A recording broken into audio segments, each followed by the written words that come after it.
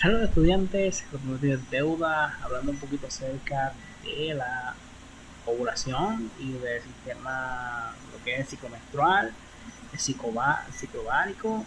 Así que este dibujo nos va a ayudar a entender un poco más. Parece algo un poco con mucho detalle, pero vamos a disectarlo, ¿ok? Crédito a quien crédito merece. Este dibujo fue hecho por Armando Hasungan, eh, médico, así que el crédito para él. Luego les pongo el link de su canal para que vean los diferentes videos que tiene. Es en inglés, pero es bastante fácil de entender y de aprender, ¿verdad? Anatomía y fisiología, al igual que patofisiología. Así que, importante, cuando hablamos de el ciclo ovárico se divide en dos fases, ¿ok? Esas fases son lo que es la fase folicular y la fase luteal. ¿Por qué? Bueno, vamos a ver que yo voy a tener mi ovario, este es el ovario aquí, y este ovario tiene unos folículos. Esos folículos son los que se van a madurar y cuando se abre el folículo va a liberarse el óvulo, que es nuestro gameto femenino, o sea, nuestra célula sexual femenina, en la cual se puede fecundar por parte del espermatozoide, y entonces al fecundarse pues nos da entonces lo que es entonces al final el embrión que se va a desarrollar a un bebé y, ¿verdad?, tenemos una nueva vida en el vientre. Así que importante saber eso. Por eso es que se llama, ¿verdad?, la fase folicular, que tiene que ver con los folículos y el óvulo, y la fase luteal en lo que es el ciclo ovárico. La fase luteal es porque ese folículo que estaba donde estaba el óvulo madurándose, que ahora se abre y libera el óvulo, se queda esa envoltura, ¿verdad? Y entonces esa envoltura va a producir hormonas, hasta que o hay inserción o implantación de ese óvulo fecundado en el útero, o no hay implantación, por lo tanto no hay embarazo y hay menstruación. Tomando eso de base.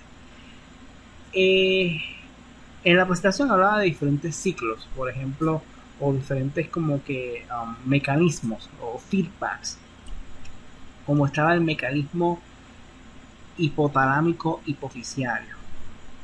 ¿Ok? ¿Qué significa esto? Miren, yo tengo aquí, ¿verdad?, donde está mi cursor, está mi manita. Vamos a ver si yo puedo aquí pintar. Sí, puedo pintar. Ok, no, estos son efectos. Ok. Bueno, tengo mi cursor por aquí y tengo esta área de aquí, ¿verdad? Tengo esta área y dice aquí hipotálamos o hipotálamo. El hipotálamo es la base, está en la base del cerebro, ¿verdad?, de lo que es el encéfalo del cerebro, y esa parte del cerebro produce hormonas. ¿Okay? Esa parte del cerebro produce hormonas, así que el cerebro no solamente es neuronas, sino que produce hormonas, y la hormona que produce se llama hipotálamo, se llama hormona liberadora de gonadotropina, gonadotropin releasing hormone. Esa hormona liberadora de gonadotropina lo que va a hacer es bajar desde el hipotálamo hasta una glándula que se llama la pituitaria. Por eso es que este mecanismo se llama el mecanismo hipotalámico hipofisiario o hipotalámico pituitario, porque tanto el hipotálamo como la pituitaria van a estar trabajando juntos. Entonces, esa hormona liberadora de gonadotropina o GnRH va a bajar por la circulación y va a estimular a la pituitaria a que produzca dos hormonas bien importantes. Esas hormonas son la hormona luteinizante o LH, en inglés luteinizing hormone, y la hormona folículo estimulante, follicle stimulating hormone. ¿Les suena, verdad, lo que acabamos de hablar? Bueno, vamos a ver cómo esto va a interactuar. Importante, la pituitaria, es esto que estoy señalando con mi cursor, tiene como que se divide en dos partes, o se divide como en dos caras, vamos a verlo así. La cara anterior, la parte de frente, y la cara posterior, la parte de atrás. Ok, importante eso. La pituitaria anterior, la que está más al frentito, es la que va a producir esas dos hormonas, la hormona luteinizante y la hormona folículo estimulante. ¿Quién me estimula la producción de esas dos hormonas? Pues ya sabemos que es la hormona que es el hipotálamo, que es la hormona gonadotropina, hormona liberadora de gonadotropina. Es la que estimula la pituitaria para que se liberen esas dos hormonas. Y eso es importantísimo. Ahora bien, importante saber cuánto dura el ciclo menstrual, el ciclo ovárico de una mujer. Miren, vamos a ver este es el ovario y acá abajo hay una escala, ¿verdad? Una gráfica. Dice que 0, 7, 14, 21, 28. Normalmente ese ciclo ovárico, ¿verdad? Ese ciclo reproductivo de esa mujer dura 28 días, un mes, ¿verdad? Prácticamente. El día de ovulación casi siempre es el día 14 al 16, por ahí. Okay. ¿Por qué ocurre esto, verdad? Miren, aquí también hay una escala de 0 a 28. De 0 a 14 se entiende que es la fase folicular y de 14 a 28 es la fase luteal, pero esto puede variar de mujer en mujer, porque esto vamos a añadirle que podemos tener alteraciones fisiológicas donde la mujer tenga varias veces en el mes un ciclo ovárico y una menstruación, porque son ¿verdad? Pacientes y con un ciclo ovárico y un ciclo menstrual irregular, o hay patologías como son los miomas, los fibromas, entre otros tipos de alteración que puede afectar, ¿verdad?, ese ciclo menstrual, como alteraciones hormonales o anatómicas. Entonces, tenemos esto que ya lo hablamos. ¿Y qué ocurre? Miren, yo tengo que al principio del día 0 al día 14 hay unas hormonas que se están liberando, ¿ok? Esa hormona, la hormona luteinizante, y la folícula estimulante va a empezar. Mire, la hormona luteinizante se mantiene estable, está ahí, se está liberando, pero estable. La hormona folículo estimulante tiene como un piquito en los primeros días, como que aumenta de cantazo y luego baja un poquito. ¿Qué ocurre? Dice aquí, vamos a leer. Dice, an increase gonadotropin releasing hormone and estrogen stimulate segregation of luteinizing hormone. Así que, ¿qué ocurre? Cuando yo tengo que se libera al principio la hormona liberadora de gonadotropina, va a estimular la liberación de la hormona luteinizante un poquito. También vamos a tener estrógeno por ahí. ¿Okay? Estrógeno es una hormona importante, una hormona sexual femenina. ¿Qué pasa? Esa hormona folículo estimulante y esa hormona luteinizante se están liberando. La hormona folículo estimulante va a ir madurando ese folículo, y de ser un folículo primario se convierte en un folículo secundario, y según va pasando el tiempo, si lo podemos ver aquí, la hormona ¿verdad? Luteinizante va con el tiempo, folículo estimulante va aumentando con el tiempo, va bajando un poquito, pero va estimulando ese folículo, va estimulando aquí a que se madure. Esos folículos van a producir hormonas, ¿ok? Y por cierto, haciendo un paréntesis, este es mi sistema, ¿verdad? Mi sistema reproductor femenino. Todo esto ocurre en el ovario, que lo estamos viendo aquí. O sea, que esas hormonas van a llegar a través del sistema circulatorio.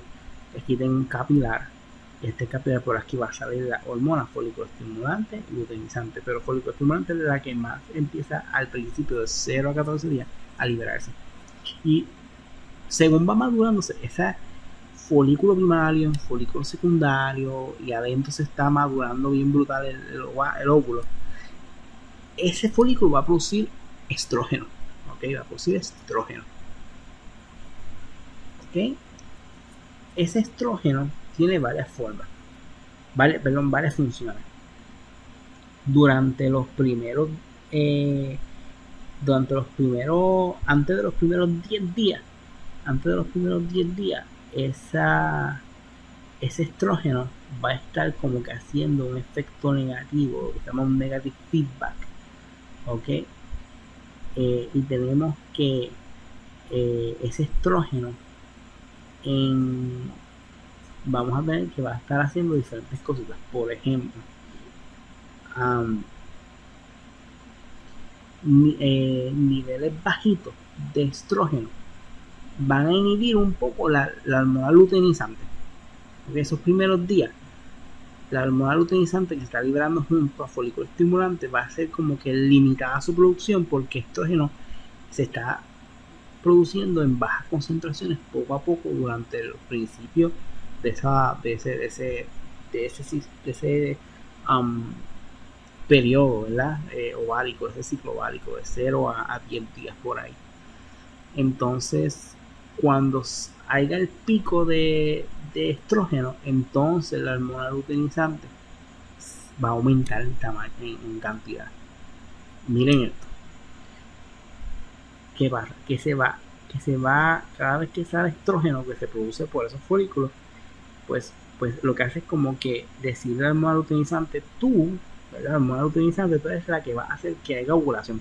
Pues tú te quedas quieta hasta que llegue tu momento. Mientras tanto, la folículo estimulante es la que va a estar más activa, y lo vemos en la gráfica aquí. ¿Ok? Así que tengo estrógeno que está aumentando poco a poco. También otra hormona que se llama inhibina, pero que se llama progesterona, que va a estar ahí en algún punto de ese ciclo. Ahora mira esto. El estrógeno también estimula, importante, dice que estimula el crecimiento de los huesos. Stimulate the bone and muscle growth. Eso es importantísimo. O sea que las chicas necesitan estrógeno. Y los varones también tenemos estrógeno. Entonces que no la cantidad de las chicas. Dice que el estrógeno estimula el crecimiento endometrial. O sea que el útero se prepara, se pone gordito para atrapar a ese óvulo fecundado y tenerlo en un ambiente listo. Mantiene las características secundarias femeninas. Entiéndase por eso, ¿verdad? Cuando la chica entra a la pubertad, pues cambian sus senos, sus caderas, su tono de voz, vello púbico, vello facial, vello axilar, etcétera, etcétera, etcétera. Son cambios ¿verdad? De la pubertad. Y mantener las glándulas mamarias y las glándulas, ¿verdad? En general, de lo que son las partes reproductivas, como los mismos ovarios, pues el estrógeno tiene que ver con todo esto. Ese estrógeno, ¿quién lo está produciendo? Lo está produciendo los folículos primarios, ¿okay? Y secundarios. Después de 10 días va a haber una mayor concentración de estrógeno, y eso hace que la hormona luteinizante se libere todavía más. Así que mira aquí, mi cursor dice hormona luteinizante, los primeros días bajito. Lo que hace es que ¿por qué está bajito? Porque estrógeno se está liberando y se queda como que steady. Y la folículo estimulante, la que está más alta, que es la que me está madurando los folículos. El día número 14, miren esto, la folículo estimulante tiene un piquito, pero es la luteinizante la que es el super pico. Se aumenta en sangre, aumenta su cantidad de sudoración en sangre. ¿Por qué? Porque llega a pasar la ovulación y la hormona luteinizante lo que va a hacer es producir esa ovulación. ¿Okay? ¿Qué ocurre? Cuando eso ocurre, si ese óvulo está ready para la fecundación y una solita lo fecunda, pues vamos a tener un bebé, ¿verdad? Si se da todo el proceso de implantación y de crecimiento y desarrollo embrionario. Ahora, queda entonces que ese folículo primario, que también se llama folículo de Graf, va entonces a convertirse en lo que se llama un cuerpo lúteo, corpus luteum. Y entramos a los próximos, de los 14 a los 28 días, que es la fase luteal. Ese cuerpo lúteo va a producir 3 cosas, 3 hormonas: la hormona estrógeno, la hormona progesterona y la hormona inhibina. ¿Qué hace inhibina? Vamos a hablar de inhibina un poco. Esa hormona tiene un negative feedback o una retroalimentación negativa. ¿qué es lo que va a hacer entonces esa hormona? Va a decirle a la pituitaria, hey, detén lo que es la producción de folículos, de la hormona folículo estimulante y de la hormona luteinizante, porque es que ya no necesito más nada. Lo que necesito ahora es concentrarme en que mi útero esté listo para la implantación de ese óvulo, si va a estar fecundado, para que podamos tener un bebé. Por eso se dice que tiene un negative feedback o una retroalimentación negativa.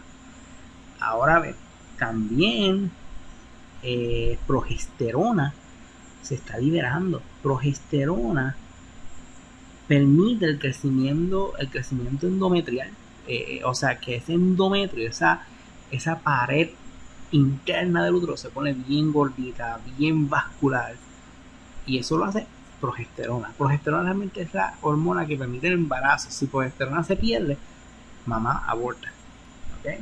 Así que progesterona es liberada por ese cuerpo lúteo. También esa progesterona va a tener, ¿verdad?, un negative feedback, nuevamente una reglamentación negativa, porque yo voy a tener entonces que se le va a decir al hipotálamo, la progesterona, no tienes que producir más hormona liberadora de gonadotropina, no la tienes que producir, porque es que yo no necesito ninguna otra hormona, yo necesito enfocarme en mi útero. ¿Ok? So, tenemos eso. Así que mira aquí la gráfica aquí abajo, estrógeno, PUB, inhibina, que ya lo vimos que se aumenta luego en la fase luteal, y progesterona también, que aumenta en la fase luteal. ¿Qué ocurre? Digamos que no hay